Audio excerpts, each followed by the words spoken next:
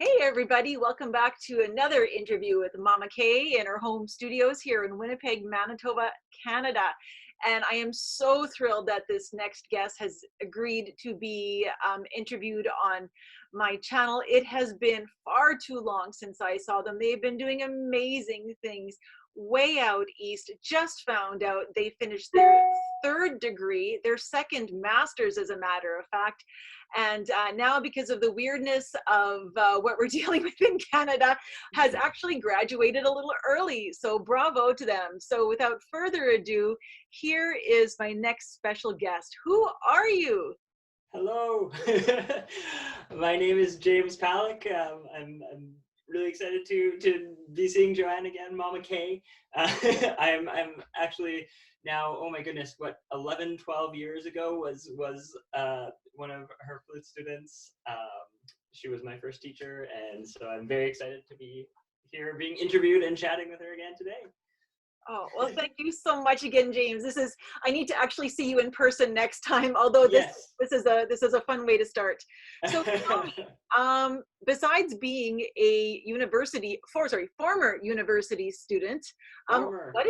what is your job? What do you do? Oh my goodness, what do I do? That is, I do a lot of things. I consider myself a freelancing flutist, I guess. So what that means is, primarily I'm a flute teacher, so I have private students. I teach out of my own home. I teach out of Long McQuaid in St. John's, Newfoundland, just throwing that one out there. I teach for a local program called Project Grace, which is it's an El Sistema inspired program. So it's creating accessible lessons to young musicians who can't necessarily might not necessarily be able to afford the typical lessons. So I do flute group lessons there. And one of my main jobs right now is I'm running my own program, which is it's called Giacoso. And this program was born out of the realization that a lot of rural Newfoundland towns outside of St. John's don't have music instruction or proper music instruction anymore. A lot of the music teachers that were in those communities have either retired, passed away, changed careers, many different reasons, and their spots aren't being filled. So what I do is I'm the program manager and the flute teacher, and this was our pilot year for Giacoso. And so we teach lessons by distance. Ironically, now every lesson is by distance, but we reach out to the different communities all across the island of Newfoundland, and eventually we will reach out to Labrador as well, and give students monthly lessons. We're hoping to expand the program to include things like chamber music, ensembles, summer camps, workshop series, things like that. But yeah, so that's my baby. We just had our pilot year of it, and that's essentially what I do right now. Wow, that is really, really incredible. It's quite a different band world in the Maritimes compared to Manitoba, wouldn't you say? Definitely, yeah. It's almost a lot more relaxed out here. It seems. Everybody, it's kind of all welcoming, and it's not so competitive, it feels. I remember when I was younger, and there was always, the provincial honor bands and the divisional honor bands, and everything seemed very competitive to get in and to get those top spots and stuff. But here it's kind of just very welcoming, and if you can play and you want to play, come join, and that kind of attitude. So where did you go to school here in Winnipeg? I was a Glen Lawn kid, Glen Lawn Collegiate, with Rob Monson, who was my band teacher, who I believe is still there. I hope he's still there. He was a couple years ago. He is still there. He is. Yeah, he was awesome. He was one of my biggest inspirations to actually pursue music. He was a really cool guy. He made everything really fun, and he made me always feel really at home in the band classroom. So that was kind of the big draw to me. So I went there, did my grade 10 to 12, and then once I graduated, I started humming and hawing, and that's when I decided to start auditioning for music schools. So where did you go from there? My undergraduate was in Brandon University, Brandon, Manitoba, of course. and my path there was kind of my mindset was, well, I'm not the greatest player, though I would like to be a good player, but I'll go into the education program instead. So that was kind of what the premise that I auditioned under. Didn't band teacher, but I thought, well, that's all that I can do. And then when I got there, it was just such a really, really welcoming environment. I was able to flourish. I was really, really, my colleagues would really talk me up and made me really feel confident and good about myself and my playing. And so I worked really hard and I pushed myself, and I ended up auditioning and getting into the performance program and graduated from Brandon with my performance degree. And then you went to the Maritimes from there? Well, from there, I didn't know what I wanted to do. I knew I wanted to do a master's at some point, but after 5 years of school, I was kind of like, I need a break. So I went back to Winnipeg for 2 years, and I freelanced a little bit there. I did a lot of clinics for local bands, and well, I guess I shouldn't say local bands, I should say provincial bands, because I did a lot in the rural areas of around Brandon still. I did a lot around Winnipeg. I even worked at Penhold, Summer Air Cadet Training Center, something along those lines. I did that for 2 summers, teaching band in Penhold, Alberta, just outside Red Deer. That was incredibly rewarding, and that's kind of what made me want to pursue something a little bit more in terms of it. Like, I wanted to teach, I wanted to become a better teacher, but I didn't want to be a classroom teacher. I knew that about myself. So I started looking around for programs that would offer a master's in pedagogy. And so I found Memorial University of Newfoundland. So I'm going to pause you for a second because we're going to have some students that don't know what that word means. Will you explain what pedagogy means? Yes, pedagogy. So pedagogy is essentially the principles of education. So studying, specific to flute for me, studying how we learn things, the breakdown of things that we do, and just how to transmit the information clearly or differently, or approach it from many different angles. So essentially, I am very well trained in specifically flute teaching. That's fantastic. So the degree that you got, or the first degree that you got out there in the Maritimes, is what? So it was my master's in performance and pedagogy. So it was a 2-year degree with a like 40% focus on performing and playing flute, taking regular lessons, doing things like chamber music classes, playing in the orchestra. I played in the wind ensemble as well. And then 60% of the focus, I would say, is on the pedagogy type things. So every semester I would have some kind of different pedagogical focused class. So I did a flute specific class. I did a general music pedagogy class. One of my favorite classes actually, and the most kind of confidence boosting class that I did was a pedagogy internship, which was this strange class where you teach students and you record yourself teaching students, and then you watch your videos of you teaching students, which is very uncomfortable most of the time because you have to watch videos of yourself. Yeah. But extremely educational because you see all the weird things that you do. I laugh as punctuation most of the time, but I've learned to control that a little bit, and those kinds of things. So yeah, I got a really, really good education in teaching, essentially private teaching. And now you just finished your second master's, and what is that in? My second master's is strictly in performance. So my decision to do the second master's was basically saying, my teacher, Michelle Cheremy, I hadn't had enough time with her after the 2 years of my pedagogy degree, and I really noticed the improvement in my playing, and I didn't want that to go away. And we had just had some recent breakthroughs, and so I decided, okay, well, I'm going to re-audition and do a second master's with her if she'll have me back. And she did. And so my focus of that degree was really just upping my playing level. So doing things like preparing, oh my goodness, in fall semester this past year, we did, myself and 2 other master's students did a full orchestral audition preparation. So we had to learn all these little chunks of orchestral excerpts. For those of you who do not know what I mean when I say orchestral excerpts, they are like 3 lines of the hardest music that you will ever have to learn on your flute. doing crazy things like having to double tongue ridiculously fast, or just impossible runs, or really beautiful long phrasing lines that you don't think you're going to have enough air for.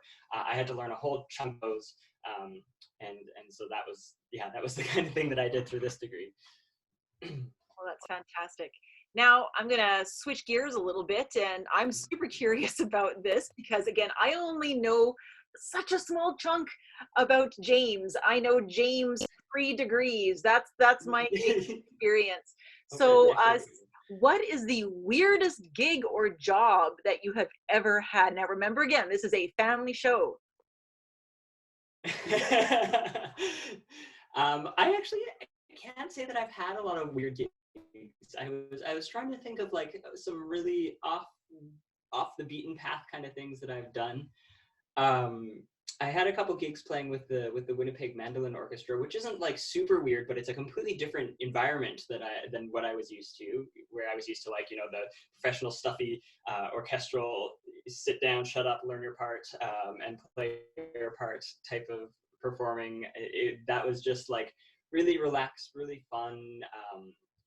You know, people were playing mandolins, they were playing violin parts on mandolins, or different instruments parts on mandolins. It was just a very relaxed environment. So that was one of not the weirdest, like in the sake of uncomfortable weird, but just like not what I was used to. And another one was actually last year,